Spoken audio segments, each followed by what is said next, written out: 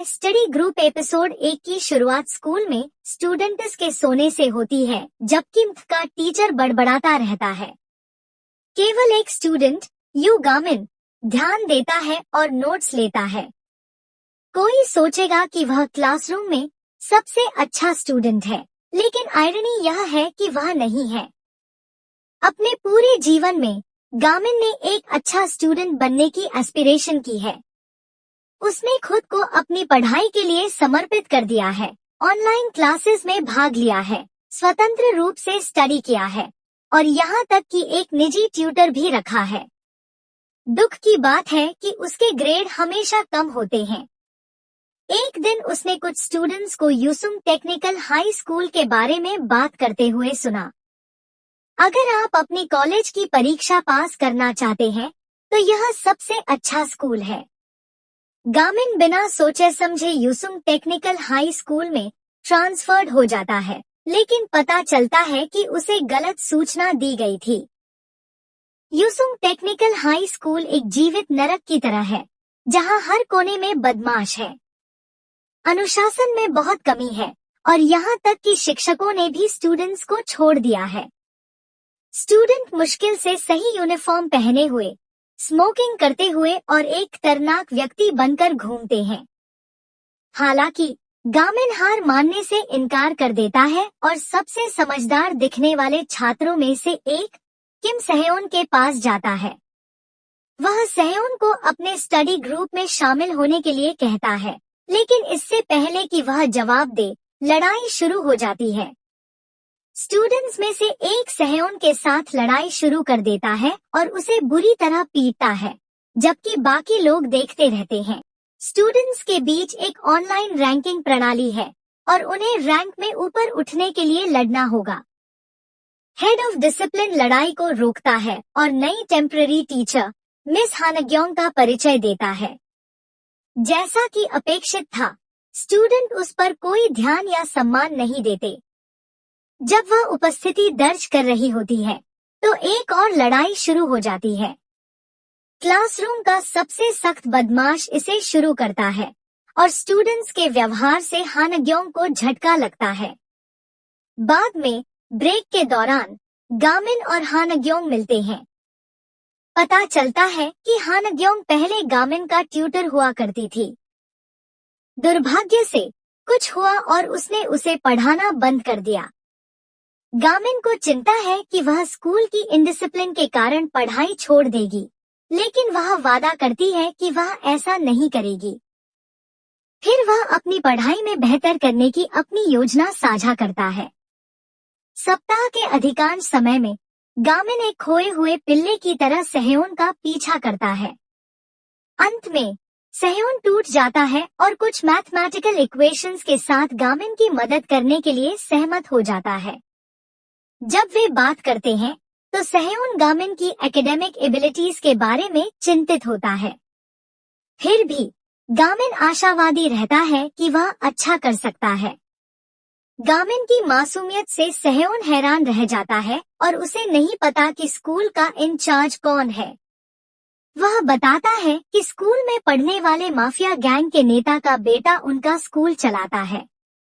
उसका नाम पी हानुई है और उसने रैंकिंग सिस्टम शुरू किया। वह स्कूल का सबसे अच्छा स्टूडेंट भी है और सेह्योन पी हानुई के रास्ते में आने के डर से गामिन के स्टडी ग्रुप में शामिल होने से इनकार कर देता है। इस बीच हानग्योंग स्टूडेंट्स के स्मोकिंग कल्चर के बारे में प्रिंसिपल से बात करने की कोशिश करती है, लेकिन वह उसकी बात नहीं मानता। अगले दिन क्लास के बदमाश ने सेह्योन को बुरी तरह पीटा, क्योंकि सेह्योन गलती से उससे टकरा गया था। हानग्योंग पिटाई को देखती है और मदद करने की कोशिश करती है। सौभाग्य से गामिन उसे रोकता है और उसकी ओर से जाने की पेशकश करता है। वह एक मुखौटा पहनता है और बदमाशों का ध्यान भटकाने और सेह्योन को दूर ले जाने के लिए आग बुझाने वाले यंत्र का उपयोग करता है। दुर्भाग्य से सेह्योन खुश नहीं है, क्योंकि गामिन ने केवल चीजों को बदतर बना दिया है। अब बदमाश और अधिक प्रतिशोध के साथ उसके पीछे पड़ेंगे। सेह्योन के शब्दों के अनुसार बदमाश तुरंत उसके पीछे आता है। इस बार वह नकाब पहने हुए आदमी की पहचान जानना चाहता है। एक बार फिर गामिन हस्तक्षेप करता है और बदमाश को बेहोश कर देता है। बदमाश के बेहोश होने के बाद सहयोन फिर से गामिन से भिड़ जाता है।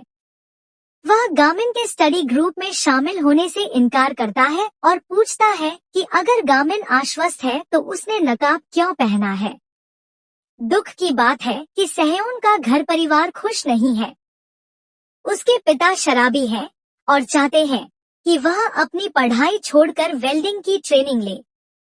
वह गाली गलौज करता है और उसे इस बात की परवाह नहीं है कि सहयोन पढ़ना चाहता है और अच्छे कॉलेज में दाखिला लेना चाहता है। पिता ने सहयोन को अपनी सारी नोटबुक फेंकने के लिए भी मजबूर किया। इसके विपरीत गामिन की मां उसका साथ देती है, लेकिन वह अपने एजुकेशनल आउटकम से निराश महसूस करता है। वह हर बार अपनी तरफ से पूरी कोशिश करता है, लेकिन कुछ भी नहीं बदलता। कोई भी उसे अपने स्टडी ग्रुप में नहीं चाहता। यही कारण है कि यह स्टडी ग्रुप गामिन के लिए बहुत मायने रखता है। वह मानसिक रूप से कड़ी मेहनत कर रहा है क्योंकि वह चाहता है कि उसका शरीर उसके दिमाग की तरह मजबूत हो। अगले दिन स्कूल में हानग्योंग को आश्चर्य होता है जब वह अनुशासन प्रमुख को धुआं उगलने वाले ड्रमों से छुटकारा पाने की कोशिश करते हुए देखती है। वह निराश हो जाती है जब उसे पता चलता है कि एक निरीक्षक का दौरा है और प्रिंसिपल अपनी इज्जत बचाने की कोशिश कर रहा है। अनुशासन प्रमुख उसे ड्रम छिपाने के लिए कहता है और एक नया छात्र जियोन येओप उसकी मदद करता है।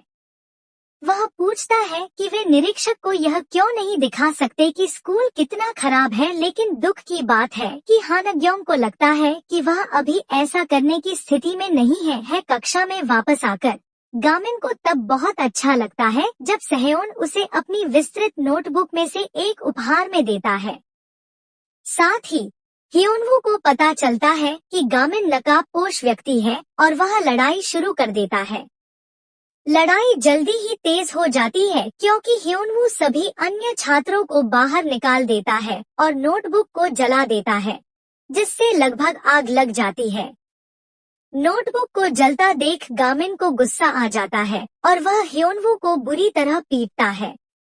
वह हियोनवू को सहयोन से माफी मांगने के लिए कहता है, लेकिन बेचारा लड़का बुरी तरह पिटाई से बेहोश हो जाता है। गामिन को किताब को लेकर इतना परेशान देखकर सहयोन हैरान रह जाता है। वह भावुक हो जाता है और गामिन के स्टडी ग्रुप में शामिल होने के लिए सहमत हो जाता है। अगर आपको वीडियो अच्छा लगा तो वीडियो को लाइक करना और चैनल को सब्सक्राइब करना ना भूले। मिलते हैं नेक्स्ट वीडियो में।